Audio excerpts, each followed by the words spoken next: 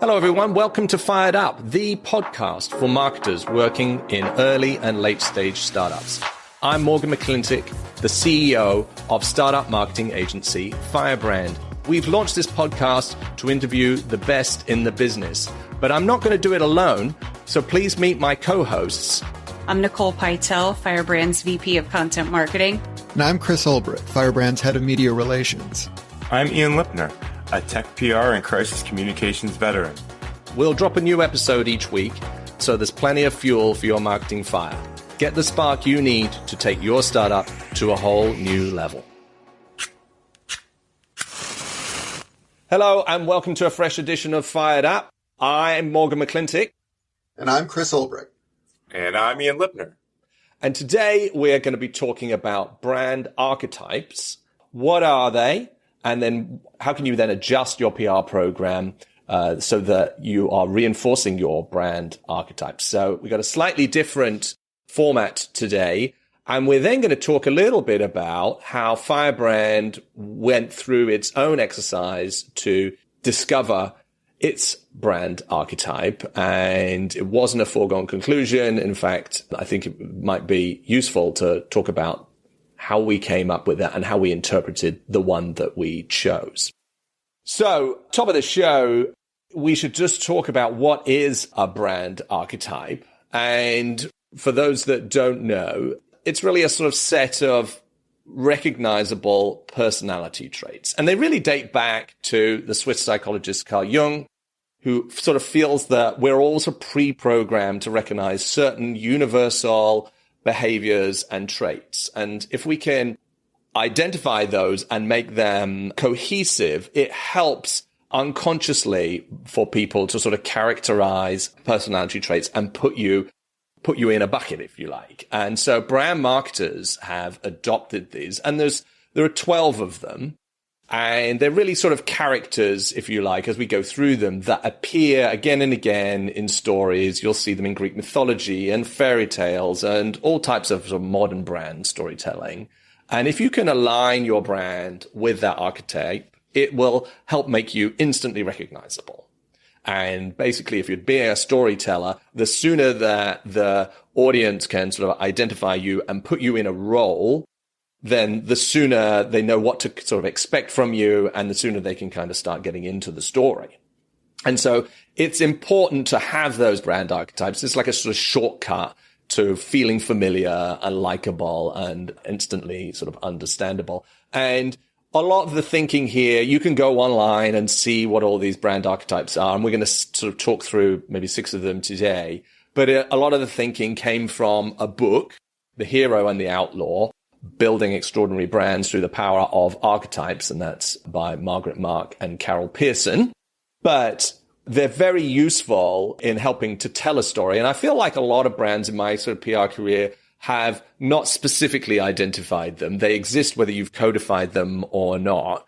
But if you go through the exercise, then it instantly makes a lot of the other things that you should do in your PR program or your content marketing sort of click and get more aligned. And that's great for communication.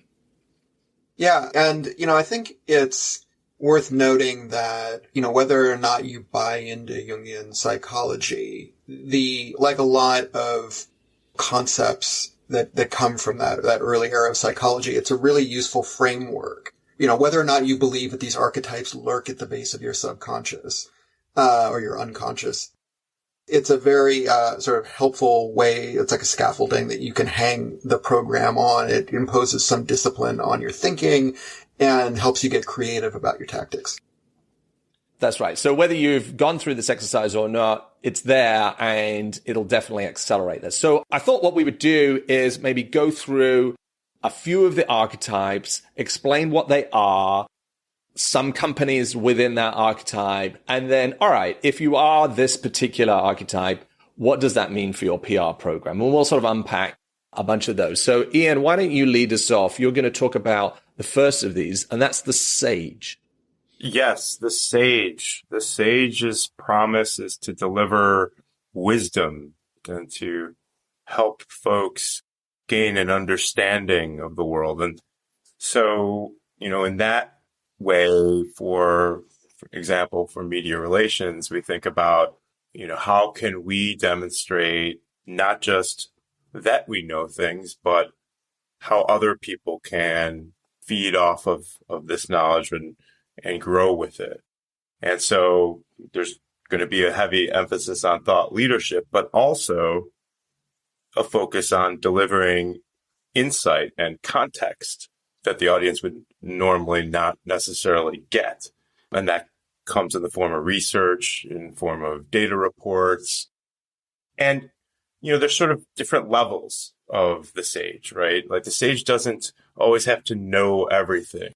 The sage just has to want to and to seek that knowledge and to ask difficult questions, right? So every brand doesn't necessarily have to sort of act as if they have all the knowledge, but when it comes to communication, that puts them in a position to sort of be the host of a discussion, to kind of open the floor on difficult questions, right? Roundtables, panels, and gives you a chance to kind of bring your community together as partners, right? Whether that's, your actual business partners or your customers, bringing them together to do things that impart knowledge, whether those are guest blog posts or getting on people's podcasts, doing webinars, things like that are all things that really fit nicely into that sage archetype. It's what people expect from their teachers. They want them to help them become smarter, not just to be the smart ones. So I think that's another part of it that you have to consider, is that you can't be talking down to your audience. You have to be learning with your audience. There's a humility that comes with that. And fostering an open dialogue is important. Using accessible language is important. If you think of who is the archetype, that's the Yoda. Yoda isn't talking about technical terms on how to use the lightsaber. He's speaking the most basic language to impart wisdom. So I think that those are sort of the behaviors in the media, the behaviors in your general communications options out there, whether that's events or digital media. And it's a really good place to be for a lot of tech brands like HubSpot come to mind, right? They've gone so far as to even launch their own academy, right? Which is sort of that real level 3 expert status that they're achieving by doing that. The other thing, to demonstrate that it's, the sage seeks knowledge is that you're adaptable. You're showing how you're thinking about what's coming in your industry, right? It's not just sort of, hey, this is the one way of thinking and dictating that across. This is a very comfortable archetype for a lot of tech companies because it leans into the data that they have. Maybe, like we often say, what is it that you know that nobody else knows? And you can do a meta-analysis of all your data and package it up and say, hey, here I come down from the mountain to share with you this information that I have. It's also great for thought leadership. Here I have seen the future and I'm sort of bringing it to you to explain it. So if you have this persona, lean into the data reports and lean into the thought leadership as well. The next one we want to talk about is the hero, Chris. In some ways, the hero is at the opposite end of the spectrum to the sage, because where the sage is all about knowing, the hero is all about doing. And sort of the defining feature of the hero is that this is the character who steps in to save the day when a crisis arises. So, or who comes through in the clutch. Some of the best known brands associated with the hero archetype are, say, FedEx. So a lot of logistics brands adopt the hero archetype because they get packages across the world in record time. So one of their early slogans was, when it absolutely positively has to be there overnight. It's a sort of Pony Express message, right? And then also Nike, right, with going all the way back to the Air Jordan imagery, associating with athletes who, when all is on the line in the last second, you need someone to sink that three. this is the person who does it, the person or persona. So, in a lot of ways for PR, the hero, it's trickier to be the hero than to be the sage, because the hero archetypes is more about a way of being in the world and a way of coming through than tactics to execute. In some ways, it's a more natural archetype for a PR agency than a services company than for a brand, doing its own PR. And there will be some overlap with the ruler when you get right down to it, executing a hero-oriented campaign, because what you want to communicate is that you have the mastery to solve a really urgent problem. So what you're going to be emphasizing in a hero-oriented campaign is, a couple things. One, some basic principles that you live by, and two, your orientation towards solving a really urgent problem. Whereas the sage, as you said, Morgan, is a very natural and powerful archetype for PR campaigns. Hero is a very natural and powerful archetype for broader marketing programs, because if businesses are clear about one thing, it's often the problem they're trying to solve and the people they're trying to solve it for. And they do want to be seen as the figure swinging in to solve a problem that nobody else can. So when you translate that to PR, it's going to be about emphasizing the scale of the problem and the uniqueness of your solution.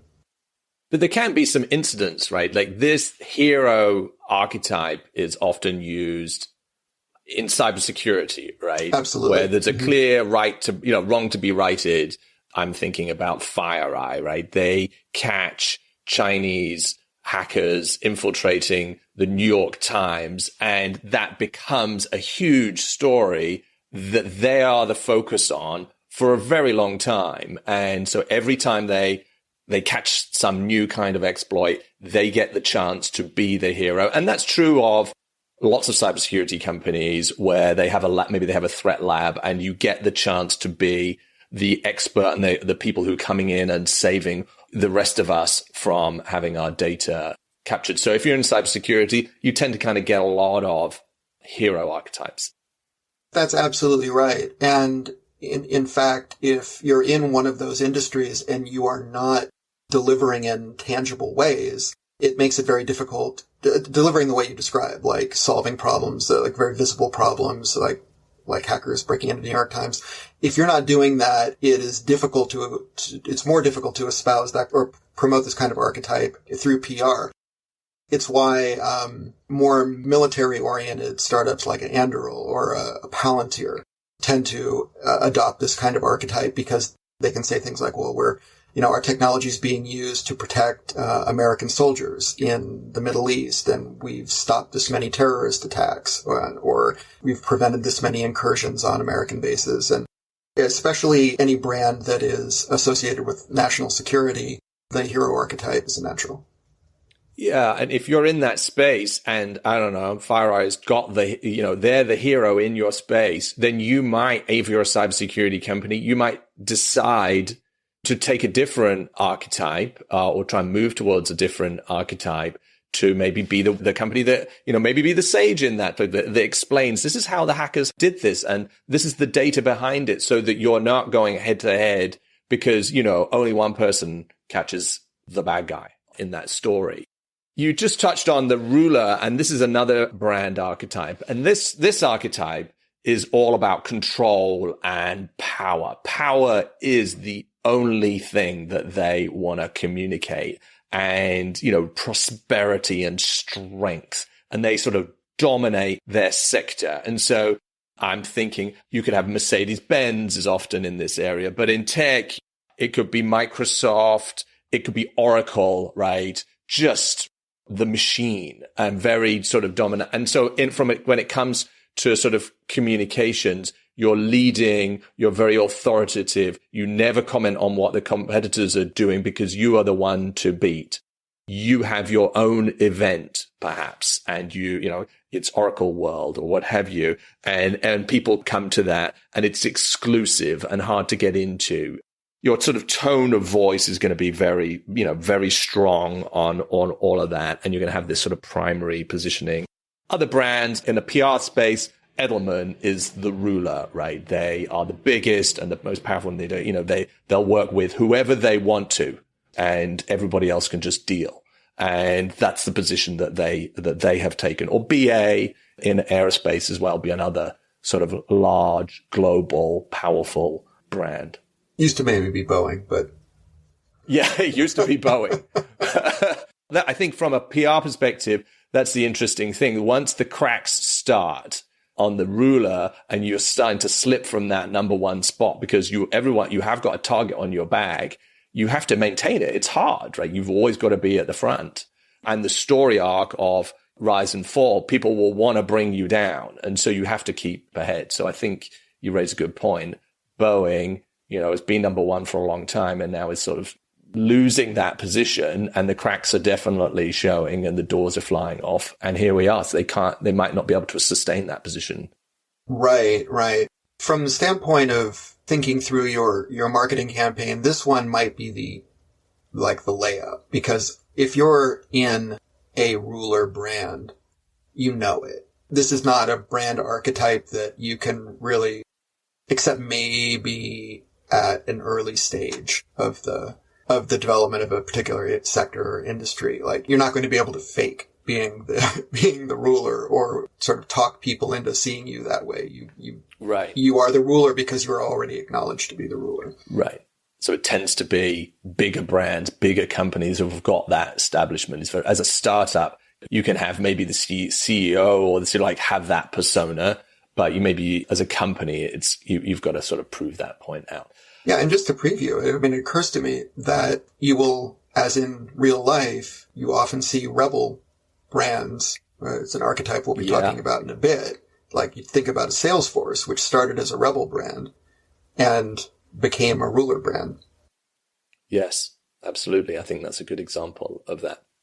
The next one is creator, Ian. This is the archetype that's focused on invention, on innovation. It's for people who are trying to create something with enduring value, right? And it's typically a creative, imaginative, artistic orientation. Brands like Adobe and Crayola, Lego we grew up with, right? But like Apple and Pinterest, and, for folks to learn how to innovate. Right? Not just, oh, look what we've done, like the hero who has extraordinary powers.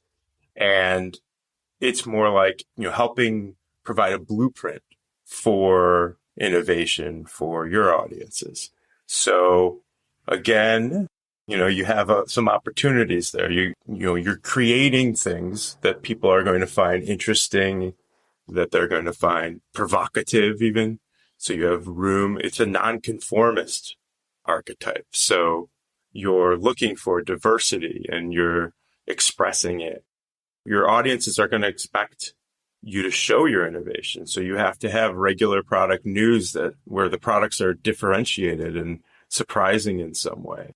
And at the same time, again, you're trying to put your audience in that role of creator as well. So you need to create tactics that engage them to generate their own content. So social media campaigns where users are showing their Etsy fails, for example, those enter the zeitgeist. Your opportunity to be in the background for other people's fantastic imaginations is your opportunity. So showcasing what is created is the key to this brand.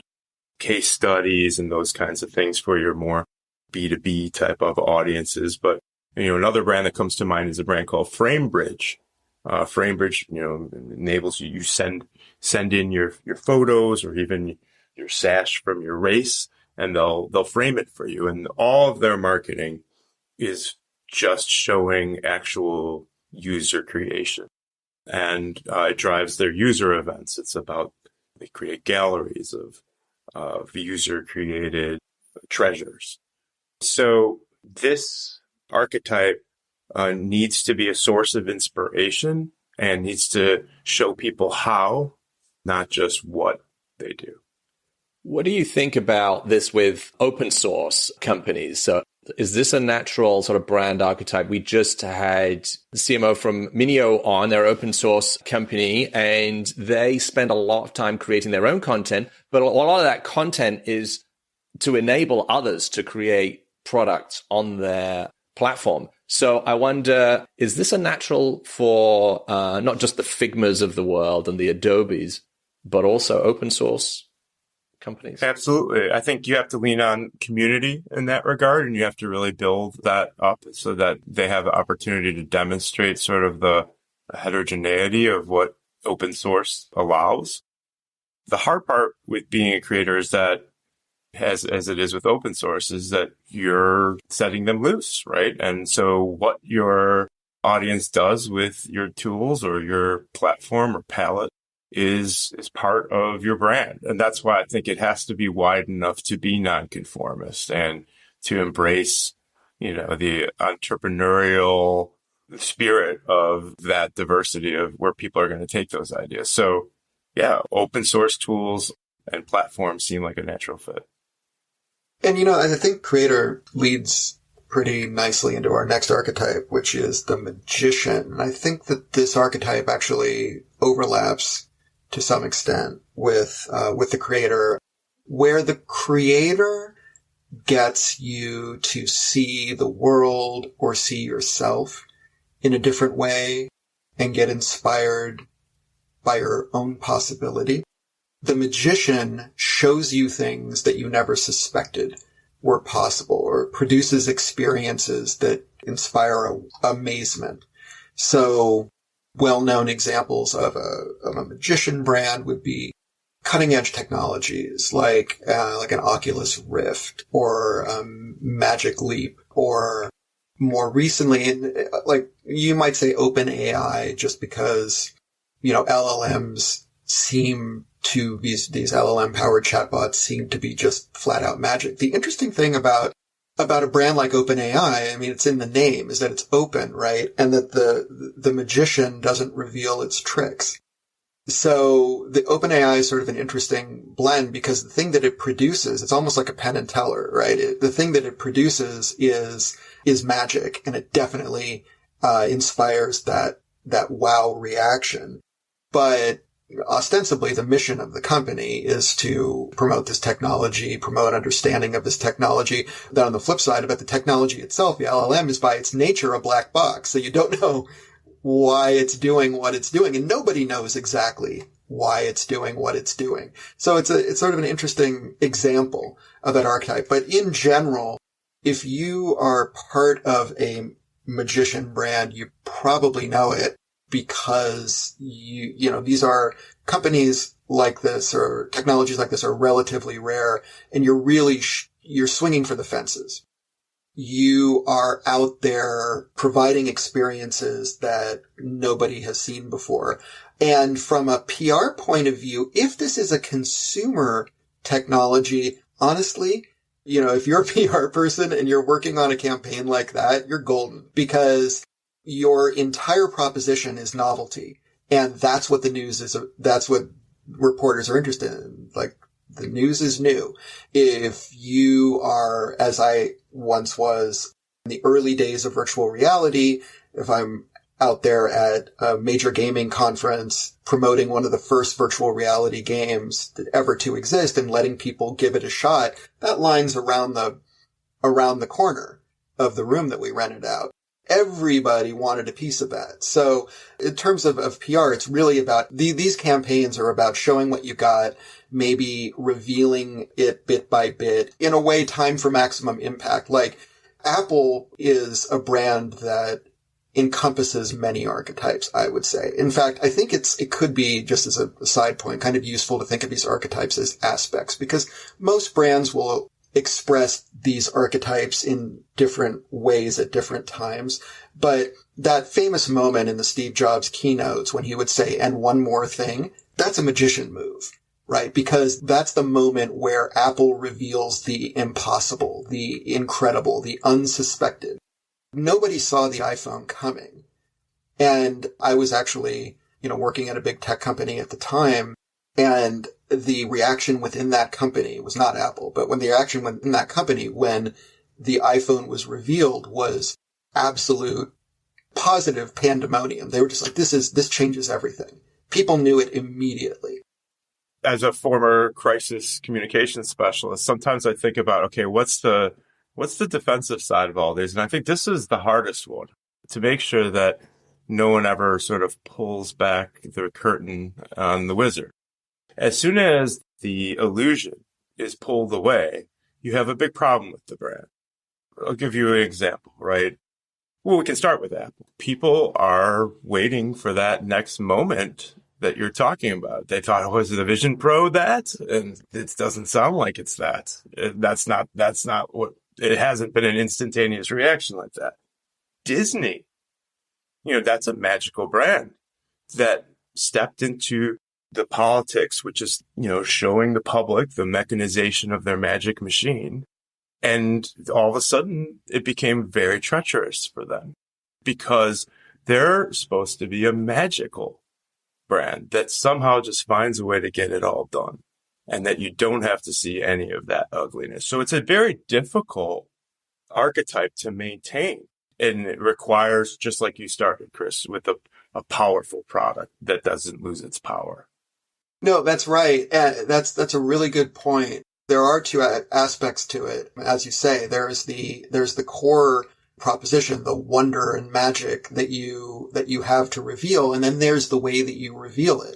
So when I brought up that and one more thing, say that's a magician move, part of the genius of a well-executed magician campaign is the art of the reveal.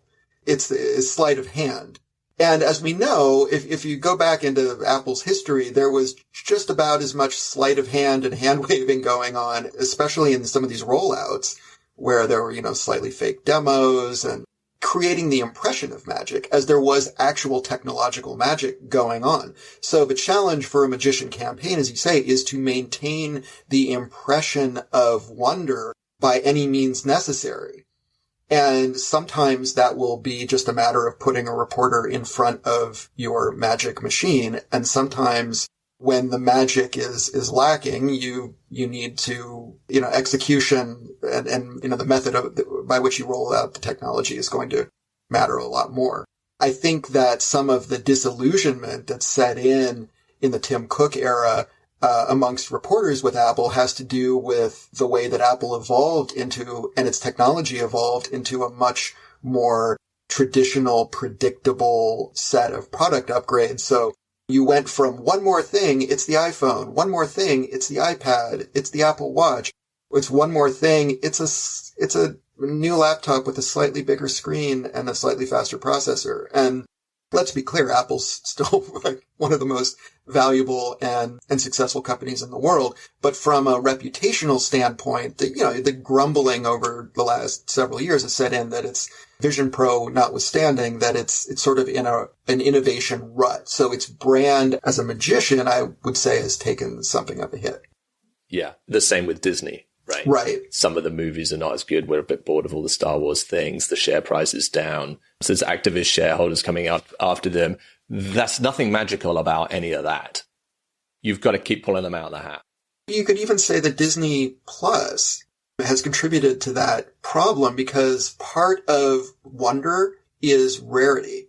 And the exposure to, like when you have a new Marvel TV show coming out every few months and you have multiple seasons of it and you're just ODing on Pixar and Disney and little spin-offs, and that familiarity breeds, if not contempt, then again, a bit of disillusionment. The wonder wears off.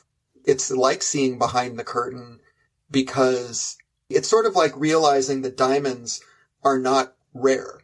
They're only artificially, their supply is artificially constrained. And once you are aware that there's basically an infinite amount of diamond in the world, the way you look at diamonds, you feel less wonder about it. And I think something similar might be happening with Disney. Yeah. I mean, the remote control is pretty magical, but we're not like focused on that. Right. It's abracadabra, literally. And people are like, I got 7 of those. The magician is an exciting archetype as long as you can kind of keep wowing people and having the reveal. And again, a bit like the ruler, like once that starts to crack, then it's hard to maintain. The next one is the rebel. And this is what's sometimes called the outlaw. This is a fun one. The rebel is all about revolution. So if you're a tech company, a disruptor, it feels like you might sort of naturally gravitate towards this because we're all about change and liberation and being disruptive and rebellious and combative, etc. And so, you think about brands here like, well, Virgin is an obvious one. Just in the name, oh my goodness, they've called it Virgin. We're also used to that, but it was shocking at the time. Or you might think about Harley Davidson as a classic rebel brand that everybody knows. I guess in tech, early days, Salesforce taking on the big guys, they would, in fact, their whole no software thing was all about disruption and how they were going to, upend PeopleSoft and Oracle, etc. So SAP, and now, of course, they're the establishment. And so they're a bit more sort of rulerish and trying to even soften that with, they've got this little Einstein guy that they're trying to sort of make it a bit more sort of appealing, I guess. But the rebel is a fun one. And when it comes to sort of the PR, you're jumping on issues and you're commenting with a pithy quote. In contrast to the ruler that never comments, the rebel is in there, trying to be sort of disruptive. You're doing stunts and, being a bit sort of wild. So maybe I think about another rebel brand is Expensify, right? So in expense management, it's not an exciting area, but so they've come in to be the rebel in there. And how they done that, he sent out a memo to everyone about voting, which kind of the CEO did that, which was sort of really unusual. They did a stunt. They created a cafe that cost them millions of dollars that anyone could come to for free. And everyone's like, oh my goodness, this is ridiculous. But it was a big stunt. The CEO's out there sharing his numbers everywhere, which often private companies might not do. So I would think about a company like that. They're up against other big companies. Brex maybe was the sort of ruler in that area, or Concur maybe was a ruler in that area. So Expensify would be an example of that, where you're trying to be a little bit more edgy in what you say, and you're maybe using your spokesperson to be the punch of that, the punch of that, and personify that campaign. Yeah, I think this is one where you got to really look at the fit between the archetype of the brand and the archetype of like who you're selling to. If you can project an archetype onto a big group like that. Mm-hmm. Like there's been times, for example, in technology where, you're selling to folks who don't want change. I'm thinking about kind of generational things in the, late 2000s, early 2010s, where you had just sort of a group that was trying to maintain the status quo more. And then sort of you had sort of a turnover along with cloud changing the way we approach tech, where change was in the air. And the brands that sort of were like, this old stuff doesn't work. That was a thing that you saw a lot of. And like you said, Salesforce, was one of those. CrowdStrike was one of those in a way, coming out there and telling the status quo it's not good enough.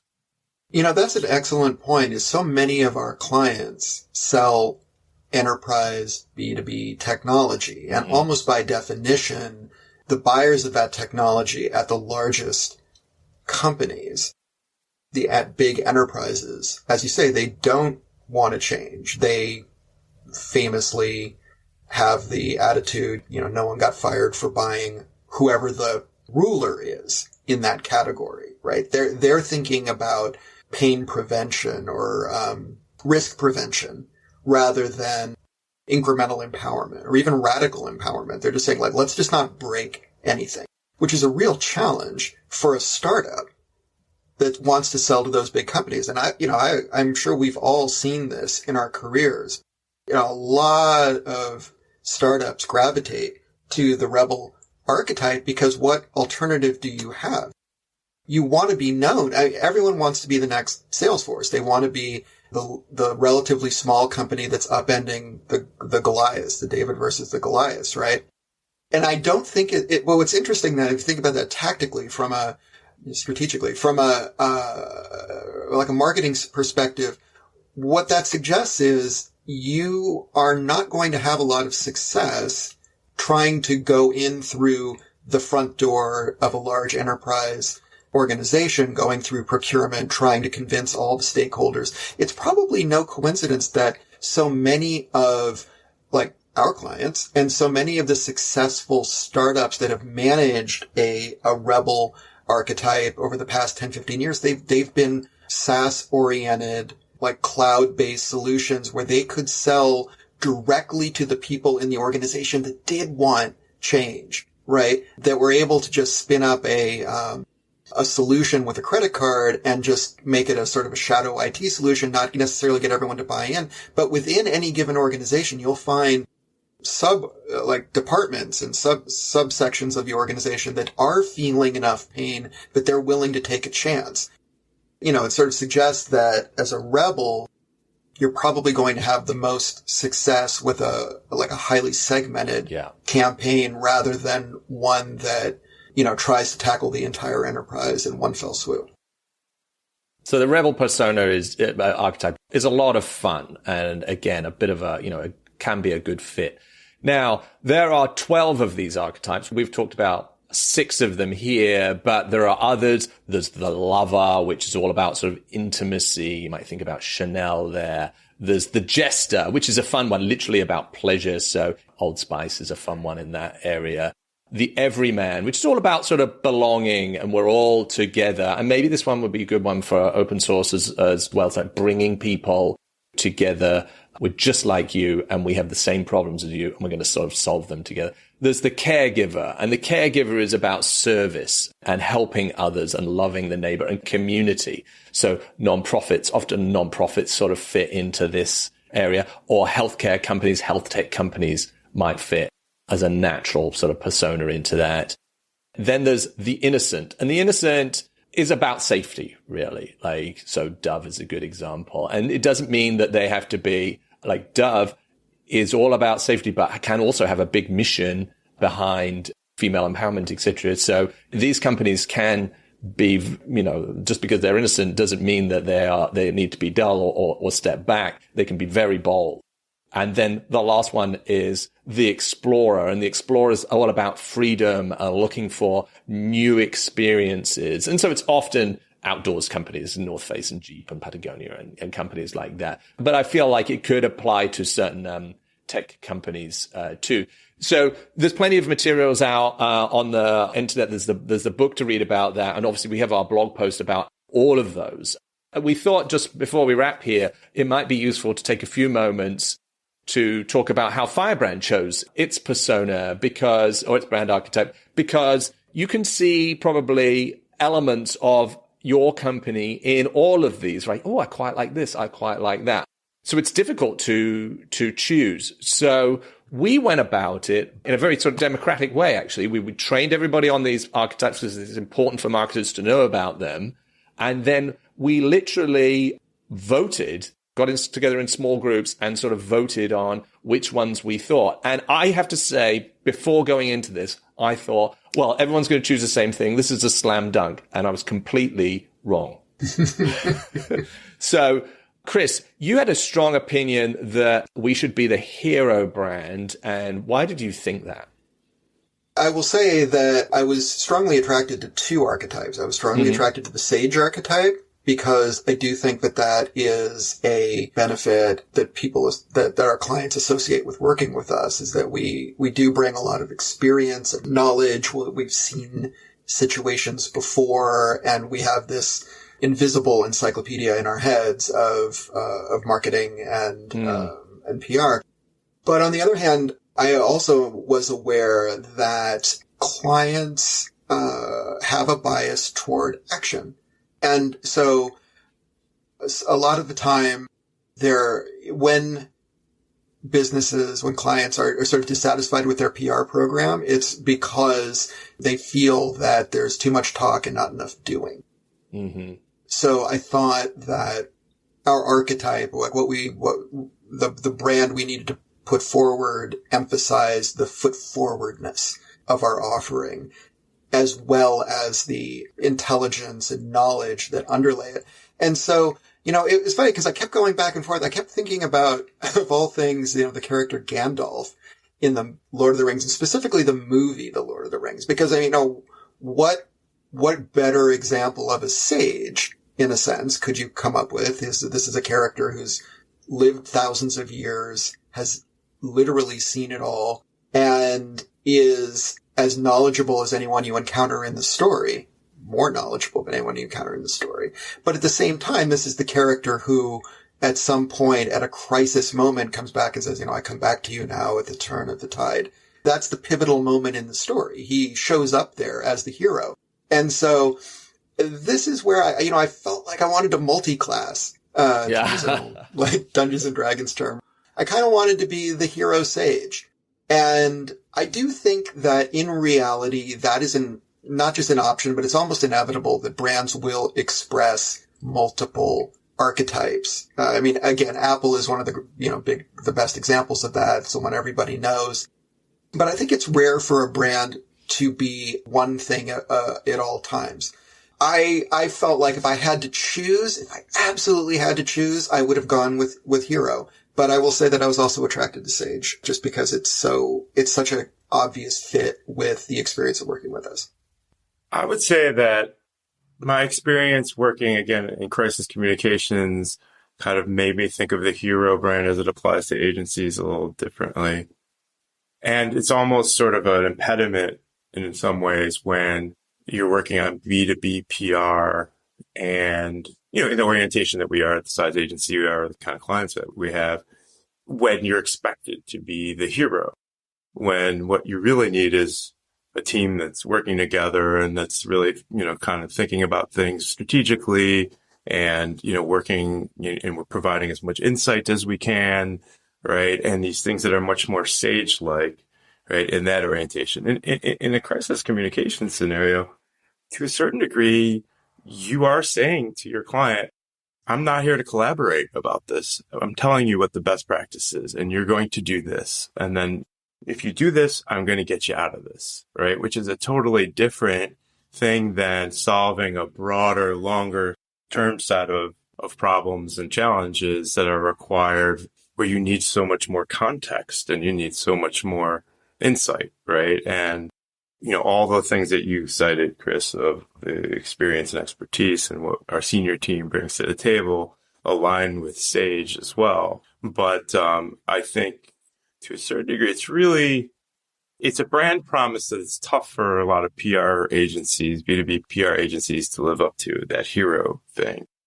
I think we are mostly here to work together and to conjure that brew, that correct wizard's brew that's going to, solve the market. Right. If you're a crisis agency, you can be the hero that comes in and solves it. But for most others, and you only call, and the other one is you only call one person. Like if you're in crisis, there's one person you call, there's one hero that's going to save the day. The number two in that space never gets the call when the problems happen, because who wants the second rate hero? I thought, though, that we might be the magician to the reason that you just sort of talked about. Hey, we have this power. You've got a problem. We have this power, this understanding of marketing to come that will do for you and then transform. Because a lot of part of the magician is transformative, right? Helping a company go from A to B and become something different through the power of what we do every day in our marketing. So I felt like the transformative nature, and we do share a lot of our information, but like there's some stuff that you're just like, okay, look, there's, a lot of people don't want to know how it works. Just make it happen. And there is that sort of Gandalfian hero part of it. But I felt that the magician might be a good persona for an agency too. But in the end,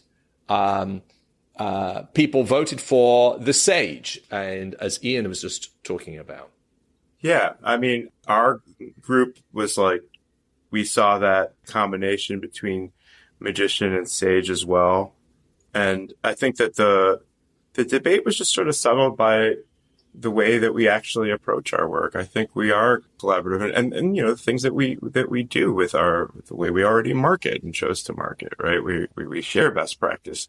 We aren't that firm that says, just come to us. We can't tell you our secret formula. You're $40K a month and we'll make it happen. Yeah, that's definitely right.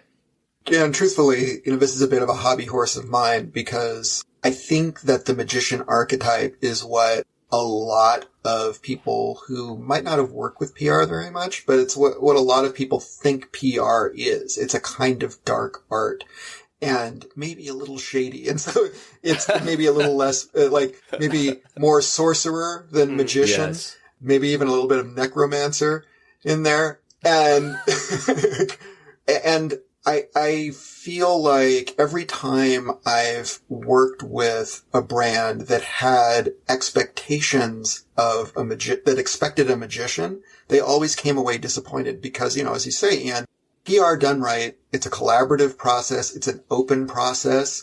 It's about seeing the situation as it is and coming up with the most creative and effective way to deal with it. It's not about hand waving. It's not about making something happen that was simply impossible. There's no magic. There's intelligence and creativity. And in my view, it ought to be an open process.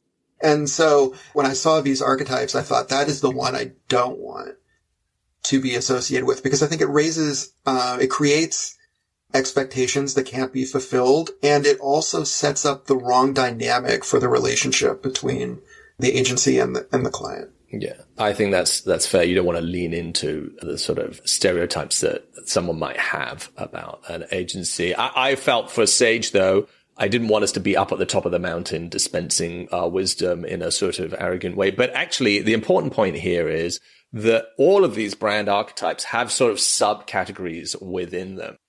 And so if you think about the Sage, the New York Times, Harvard, McKinsey, Yoda are all sages, but there are other varieties. Like Oprah Winfrey is a sage, right? Her whole brand, TV and books is all about learning and helping sort of improve the world. She could have taken her brand. She knows she's a sage. She could have taken her brand in all sorts of different content directions, right? But it's all about learning. I mean, another sage is Sesame Street, right? Very accessible, not at all at the top of the mountain, delight in learning, curiosity, that kind of thing. So I think within any category, whatever your category is, just as we sort of close this, think about there are these sort of subcategories. One way I like to sort of, as I was sort of coming to terms with this, I'm very happy with this sage thing, was think about chefs, okay? Celebrity chefs, Gordon Ramsay, he's the ruler, right? Nigella Lawson, she's the lover,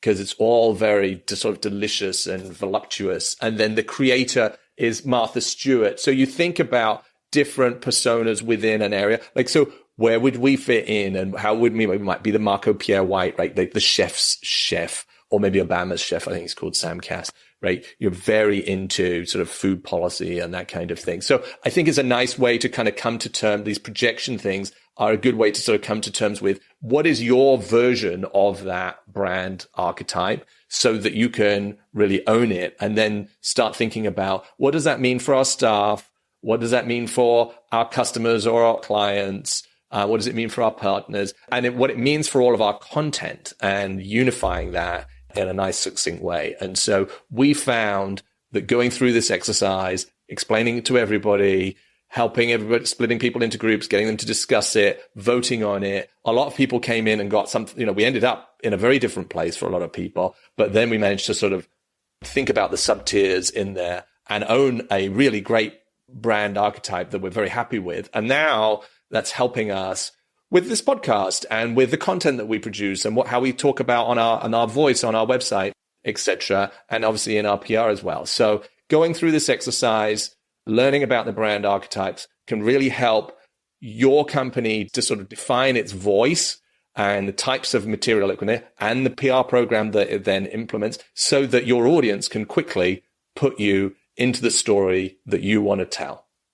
Good. That was a bit of a different format for us, and I hope we had a lot of fun there. But I hope that was useful. If you have questions about the brand archetypes, you can obviously we have our blog post about it, so come and check that out. There's lots of good information in there. Feel free to reach out to you. But Ian, Chris, thanks for your time today. Really enjoyed the conversation.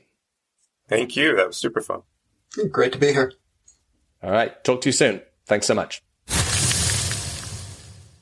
Well, that about wraps it up for today. But before we close, we did want to offer all of our Fired Up friends a chance to grab a mega pack of all of our ebooks and guides.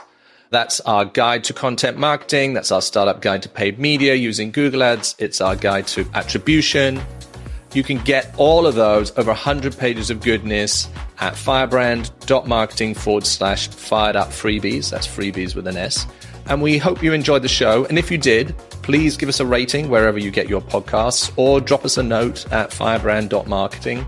And as ever, the details of how to get in touch with our guest today can be found in the show notes. Thank you for listening. And until next week, get out there and crush your marketing goals.